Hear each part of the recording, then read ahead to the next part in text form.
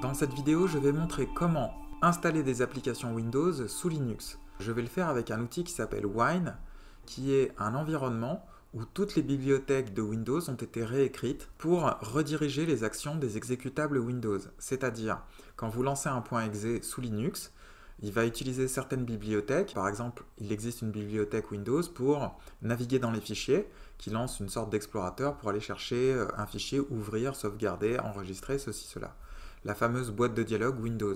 Ça va être réécrit sous Wine de manière à interagir avec le système d'exploitation Linux. Donc quand on lance un .exe, ce .exe, s'il veut ouvrir un fichier, Wine, qui a réécrit les bibliothèques pour Linux, va intercepter ces demandes et va ouvrir une boîte de dialogue qui permet de naviguer dans Linux. Ce principe est génial parce qu'il permet aux applications de se lancer naturellement dans Linux. Et donc c'est très rapide, ça s'intègre parfaitement à l'environnement Linux et on peut gérer les fenêtres de la même manière qu'on les gère pour les applications natives sous Linux. Alors moi je vais installer d'abord Wine, je vais vous montrer quelques paramétrages à faire et ensuite je vais installer 3 applications qui viennent de Windows. IrfanView, un petit visualiseur d'images simple, là il n'y aura rien à faire. Et ensuite je vais installer d'autres applications qui sont beaucoup plus lourdes et complexes. Je vais installer FL Studio, qui est un logiciel de composition musicale, avec sa propre interface graphique. Vous allez voir qu'il est très bien géré. Et puis, pour finir, je vais installer un logiciel de montage vidéo auquel je suis attaché qui s'appelle Wondershare Filmora. Il faut savoir que ce principe de Wine m'a permis de pouvoir continuer à utiliser Linux sans faire, par exemple, un double boot avant d'installer Wine.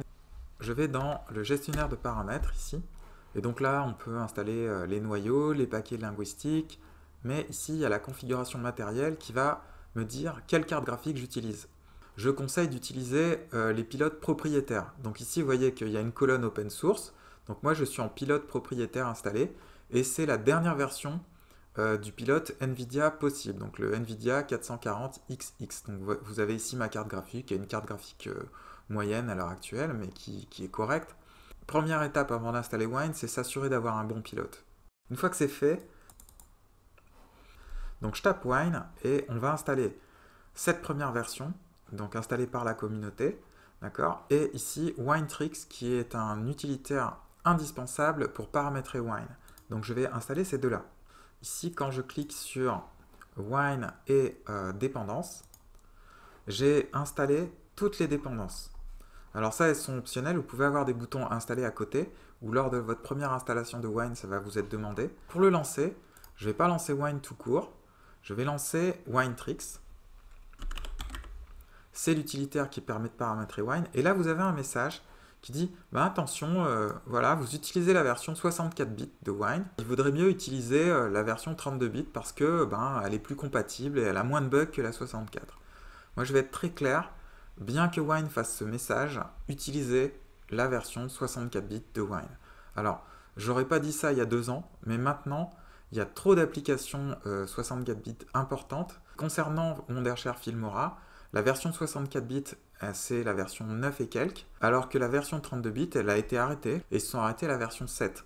Donc en fait, il y a des logiciels 32 bits aussi qui commencent à être abandonnés, et il vaut mieux utiliser la version 64 bits. Alors il y a les questions de performance, mais pas que, il y a surtout des applications qui vont être abandonnées. Ce que veut dire Wine, c'est que il y a plus de compatibilité avec le 32 bits que le 64 bits qui est encore en chantier.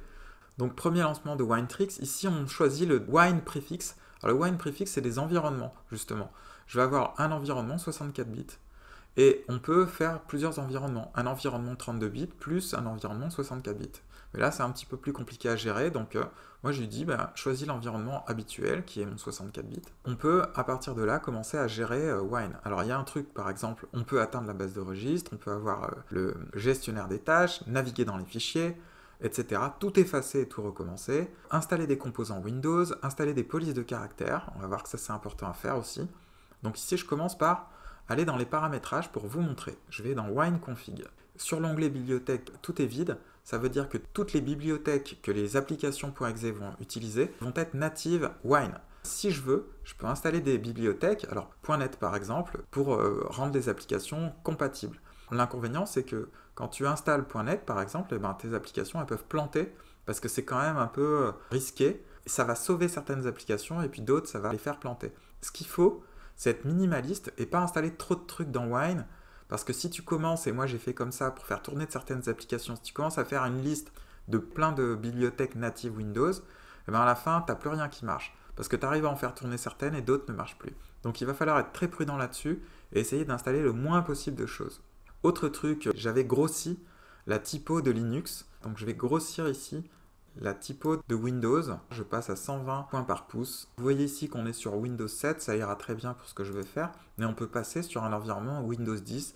Là, il n'y a pas grande différence, hein, honnêtement, pour faire tourner les applications 64 bits. Je vais garder Windows 7, comme ça j'ai l'impression que je suis dans un environnement plutôt compatible avec tout. Maintenant, je vais vous montrer comment installer une application sous Wine. Je vais aller installer IrfanView. Je lance un navigateur, je tape IrfanView. Alors ici, il est en version 32 ou 64 bits. Vous avez compris que je vais installer la version 64 bits. Et je vais ici l'exécuter direct. Donc vous voyez, hop, je le fais direct depuis Firefox. Comme Wine a été installé, ben, le .exe va lancer Wine. Et ici, je suis bien en train de lancer l'application IrfanView et son .exe d'installation direct. Ici, il me propose de créer des icônes sur le bureau. Pourquoi pas? Alors, celui-là, je l'aime pas. C'est le truc pour naviguer dans les images. Je m'en sers pas. Et en fait, il me propose de créer un icône sur le bureau. Pourquoi pas? On va laisser faire. Et un icône dans le menu démarrer. Ça va s'installer dans Program File IrfanView. Il va le stocker, Program File, dans un dossier spécial. Et il va le stocker là-dedans. Ici, Drive C, voilà, il a un Program File. Si vous êtes paumé, on peut aussi lancer le fameux Winetricks. Et dans Winetricks, on a ici la possibilité de faire Browse File. Et ça va au même endroit que je viens de vous montrer. Alors, ça, je m'en fous. Pour le moment, revenons à nos moutons, on installe IrfanView normalement. Donc voilà. Là, je ne vais pas l'associer aux images parce que, en fait, IrfanView, moi, je m'en sers que pour faire les traitements par l'eau et je ne m'en sers pas comme visualiseur d'images. Mais je pourrais. Donc là, je ne vais pas l'associer aux images. Ici, tu peux, pour les réglages de l'application, faire les deux. C'est-à-dire, si j'utilise le data folder, donc tout ce qui est local setting et tout, ça va marcher. Et si je fais le dossier d'IrfanView, ça va marcher aussi. Et s'il y a des réglages dans la base de registre, ça marche aussi. Donc en fait, c'est vraiment transparent. Tu peux installer les applications très traditionnellement, ça fonctionne. Voilà, et là, vous voyez qu'il installe l'icône. Et puis ici, j'ai les FAQ, et puis il va démarrer IrfanView. Donc je fais Done. Donc vous voyez que les FAQ sont chargés via mon navigateur par défaut. Alors moi, j'ai mis Opera. Ok, mais il a su le lancer. Et ici, j'ai IrfanView qui vient de se lancer aussi dans la foulée. Regardez son système de fenêtrage qui interagit parfaitement. J'ai ici un icône, le LNK n'est pas caché, mais je vais le mettre à la poubelle. Voilà, mais ici j'ai l'icône d'IrfanView, si je veux le garder ça marche, regardez. J'ai un groupe de dossiers Wine qui vient d'apparaître avec son icône que je peux lancer direct aussi. Voilà. Bon. Maintenant je vais installer la langue. Je vais sur IrfanView, je vais dans Languages, je prends l'installeur, je prends le truc le plus confortable, je vais l'exécuter direct. Tant qu'à faire.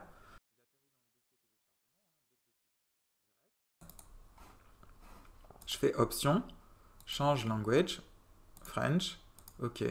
Désormais, il est en français. Dans cette petite application, ce que j'aime beaucoup, c'est un système pour, par exemple, travailler en lot sur les images JPG. Ça fait du batch. Alors, j'imagine que sous Linux, il existe plein de logiciels qui font du batch et il n'y a pas besoin d'installer IrfanView, c'est pas le propos. Le propos, c'est de montrer comment installer du .exe sous Linux. Pour la petite histoire, je me suis enregistré sur IrfanView alors que j'étais utilisateur sous Linux. C'est-à-dire que comme IrfanView continue de marcher sous Linux, ça permet de soutenir des utilisateurs qui ont fait des logiciels sympas sous Windows. Maintenant, je vais montrer une deuxième application qui là va être beaucoup plus lourde. J'ai nommé FL Studio.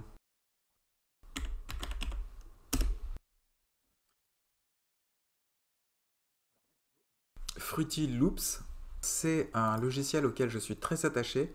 J'ai mis très longtemps à me former sur ce logiciel. Alors il y a 800 mégas à télécharger. Et donc je prends la version Windows. Vous voyez qu'il est développé que pour Windows, macOS et les Linuxiens, bah tant pis pour nous. Je l'enregistre. Pour la petite histoire, ce logiciel FL Studio, j'avais acheté la version Producer Edition. et je l'avais payé 300 € et j'avais droit à une licence à vie. Donc j'ai droit à toutes les mises à jour et j'avais les boules quand je suis passé sous Linux d'abandonner un logiciel où j'avais mes habitudes sur lequel j'avais eu du mal à me former. Et donc la condition pour passer sous Linux, il fallait que j'arrive à trouver un moyen de garder FL Studio. Donc regardez comment je vais l'installer. Un double clic, je rappelle que l'archive fait 800 mégas, c'est du lourd. Je l'installe. Je m'en fous ici, il dit voilà, tu installes où, current ou all, ça va marcher. Ici, je vais choisir mes applications. Alors attention, là c'est un logiciel de musique pointu, donc je prends pas la version 32 bits. Il va me faire un icône sur le bureau, pourquoi pas. Et là, je vais pas installer ASIO for All. ASIO, les musiciens savent ce que c'est un pilote pour le son qui permet d'accélérer les temps de réponse de ta carte son. C'est-à-dire que ta carte son, elle a déjà un pilote, évidemment, mais quand tu es sous Windows, le pilote ASIO permet vraiment d'avoir des temps de réponse immédiats. Donc, par exemple, si j'appuie sur une touche de mon clavier, ça va lancer un sample ou un son, et il va se lancer avec un temps de réponse beaucoup plus petit si j'ai le pilote ASIO. Donc les musiciens y tiennent beaucoup, et c'est là que le bas blesse, parce que sous Linux, FL Studio ne supporte pas les pilotes ASIO. Alors je sais qu'il y a des projets de faire un pilote ASIO pour Wine, je crois qu'il s'appelle Wine ASIO. Le problème, c'est que j'ai jamais réussi à le faire tourner. Alors c'est pas grave parce que vous allez voir que FL Studio tourne très bien. Mais si tu es un vrai pro, ça, ce système de temps de réponse peut poser problème. Si je branche un synthé et que je joue, il y a un léger décalage de quelques millisecondes qui peut gêner un musicien.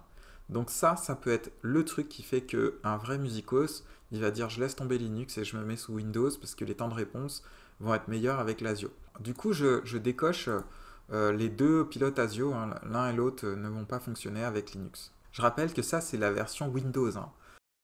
Puis là, je l'installe naturellement dans son dossier. C'est parti, version 64 bits de FL Studio.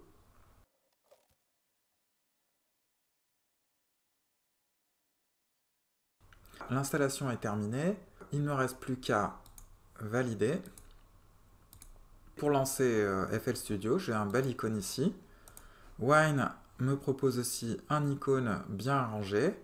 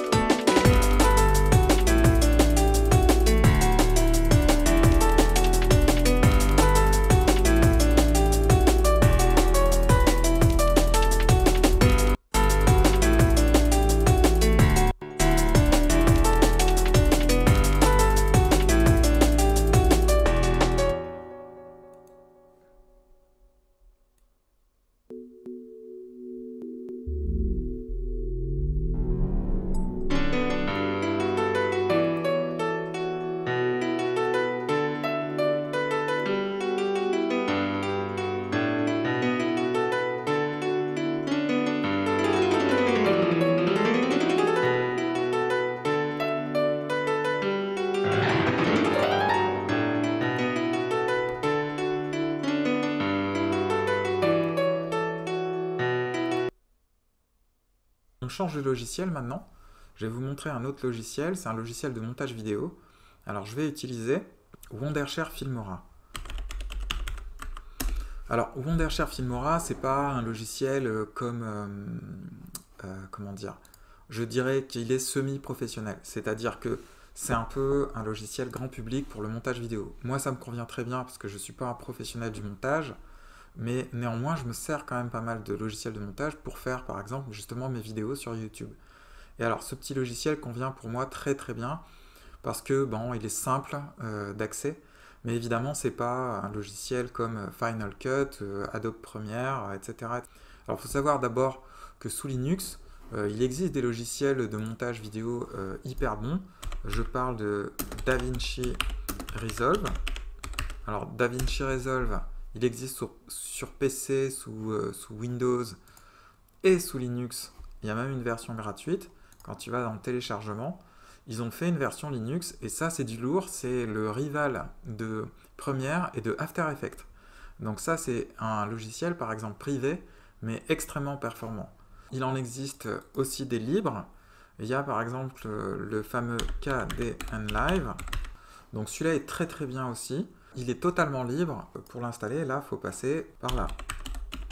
Et donc ça, je pourrais l'installer en quelques secondes et il fonctionne très bien aussi. On n'est pas non plus trop pauvre sous Linux avec des logiciels de montage, il y en existe plein. Mais moi, je vous dis, c'est toujours le principe de cette vidéo, c'est que je suis attaché, j'ai mes petites habitudes avec celui-là. J'avais une licence à vie aussi sur ce logiciel. Et voilà, j'aime bien sa simplicité et tout ça. Je télécharge la version sous Windows. L'exé, c'est toujours le même, et il va télécharger la dernière version de Filmora. Ça fonctionne nickel sous Wine. Il me propose d'installer Filmora 9, je fais installer, et j'ai plus qu'à attendre. Alors, les premiers bugs sont là. Normalement, ici, on voit une image qui doit être téléchargée. J'ai des petites incompatibilités avec Wine. Donc, je le laisse s'installer. L'installation, c'est terminé, je fais finir. Et ici, j'ai un premier crash avec une erreur qui est envoyée à Wine. Ce que je vais regarder, c'est les détails de ce crash. Et donc ici, je vois MSV CR120.dll. Je me dis, c'est peut-être un crash de l'installation. Je vais quand même tenter le coup. J'ai l'icône. Je double-clique. Il recommence à me dire MS bidule. Tout à l'heure, on a vu WineTricks, qui permet, je rappelle, de paramétrer Wine. Et dans WineTricks, on peut installer des applications Windows. Et ben, je vais en installer une. Si je jette un œil sur VCRun 2013, Visual C++ 2013 Libraries, vous voyez qu'il y a celle qui provoque des erreurs, elle est là. La MSV CR120.dll. Je vais installer ces bibliothèques en natif. Je valide. Ça, c'est la version 32 bits. Bon, x86, ça veut dire 32 bits, c'est vachement clair.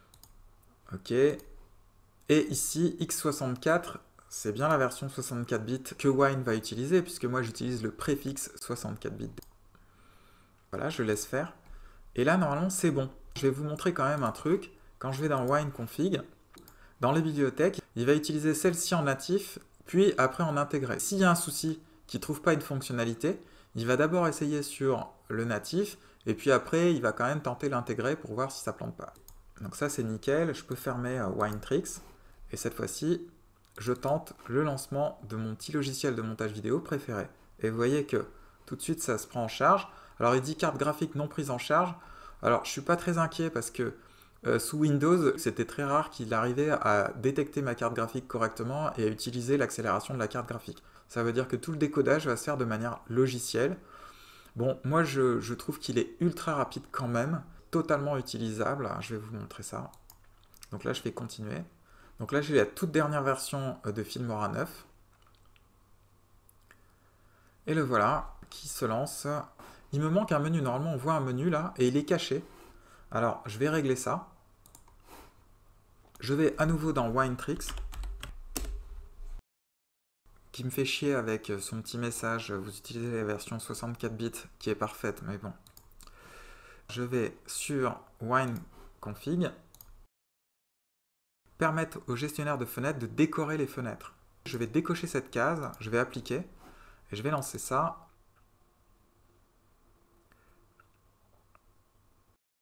J'ai enfin mon menu complet qui apparaît. Bon, j'espère que tout va bien. Petit plantage. Je n'ai pas le contrôle sur cette application. J'arrive pas à m'en sortir. Alors, je peux faire de plusieurs manières. Ici, je peux utiliser le gestionnaire de tâches habituel, Monitor System. Je peux taper .exe. Vous retrouvez ici Wondershare Filmora. Je peux éteindre aussi Wine Device. Voilà. Donc ça, c'est une manière de faire. Plutôt que d'éteindre tous les processus, je peux aussi taper une invite de commande wine server -k. Tu peux constater que j'ai flingué tous les points exe, plus de traces de wine, ça éteint complètement le serveur.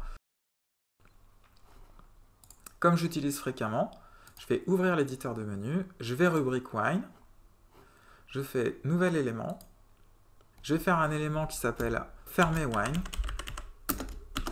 en cas de plantage, comme vous pouvez le constater, ça peut arriver, et j'écris wine server -k. Ici, je peux aller chercher un icône, donc je clique sur les icônes, je vais chercher wine, je peux faire celui-là avec la petite croix, j'aime bien. Je fais sélectionner, est-ce que je le lance dans un terminal? Pas la peine, je fais valider. Ça veut dire que la prochaine fois qu'un programme se crache, je pourrais le lancer ici. Bon, autre truc, par exemple, j'en ai trop pour IrfanView, j'utilise pas tout ça. Je vais garder que ce dont j'ai besoin. Pour Filmora, ça va. Pour FL Studio, j'ai pas besoin de tout ça. Voilà, je clean un peu. J'ai aussi besoin de Winetricks. Alors, Winetricks, je crois qu'il me l'a mis dans accessoires. Bon, ok, c'est pas génial tout ça. Je fais copier et je le mets ici, coller. Je ferme. Et on va voir ce que ça donne si il a fait le ménage. Voilà, c'est pas mal pour mes petites applications. Ah oui, il a mis désinstaller Wondershare Filmora, ça j'aime pas trop.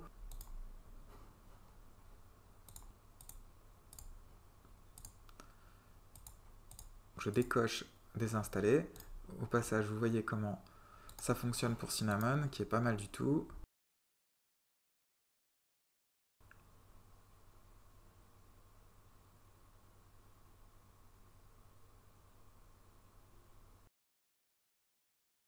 Donc ici, par exemple, je vais mettre une vidéo au hasard. Ici, il me dit d'adapter la résolution, super. Regardez à quelle vitesse ça fonctionne. Si je veux exporter ma vidéo, je montre ça direct. Je fais exportation, créer une vidéo. Ici, je peux exporter en format MP4. Donc, c'est du format H264. Voilà. Et ici, je fais OK. Exporter. Voilà, c'est parti.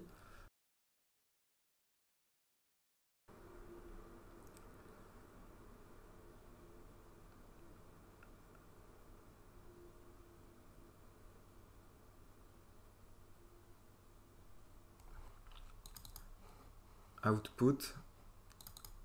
Voilà ma vidéo. Pour finir, je vais conseiller d'installer les core fonts. Pour que les polices de caractères soient plus jolies, il faut savoir que normalement, on doit installer ceci. Install font. Et vous installez, ça c'est le truc que je conseille, les core fonts. Ici, il va installer les polices du cœur de Windows, notamment Arial, Comic sans MS et plein d'autres polices, Courrier, Times, Font, etc.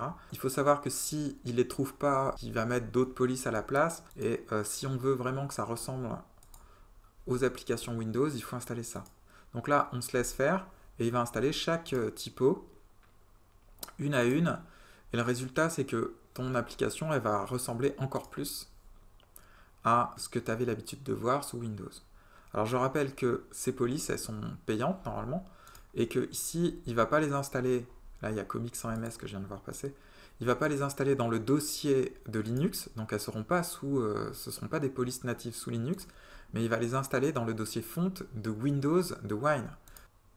Voilà, donc là, il faut que je fasse une à une ces opérations, et le changement ne va pas être énorme, c'est juste que parfois, quand tu lances certaines applications, elles avaient l'habitude d'utiliser, j'ai vu passer Verdana par exemple, qui est un grand classique, ou Arial, et elles vont avoir un aspect bien meilleur. Voilà, une fois que c'est fait, je ferme tout, et là je vais relancer IrfanView par exemple. Donc voilà, peut-être que IrfanView a changé un petit peu sa typo, je ne me souviens plus exactement, mais sans doute. Ici c'est Arial qui va être lancé. Et je vais lancer quand même Filmora, qui a peut-être un poil changé aussi son aspect. Vous voyez ici pour la typo, ça c'était le petit truc à faire. Je me souviens même de FL Studio, il n'a pas fait le bug, mais FL Studio, si on n'installait pas les typos de base Windows, on ne voyait rien. on ne voyait pas l'interface, on ne voyait pas le menu. Bon, ça a été corrigé avec les versions ultérieures de Wine. Donc maintenant, s'il ne trouve pas Arial, il met une typo de remplacement. Mais des fois, ça buguait et c'est plus le cas maintenant. Ça marche très très bien. Ainsi s'achève cette petite présentation des installations d'applications natives Windows sous Linux et vous voyez que ça s'installe vraiment d'une manière transparente. C'est loin d'être de l'émulation, c'est bien meilleur. Si je voulais lancer une application émulée, il faudrait d'abord lancer un Windows, puis après lancer une application et pour l'interaction ce serait pas terrible. Là c'est vraiment propre, c'est quelque chose qui va peut-être vous convaincre d'utiliser encore plus Linux parce que si vous aviez des réticences, là, on peut carrément lancer ses applications préférées et ne plus avoir le côté mercantile de Windows. Donc voilà, je vous dis à la prochaine.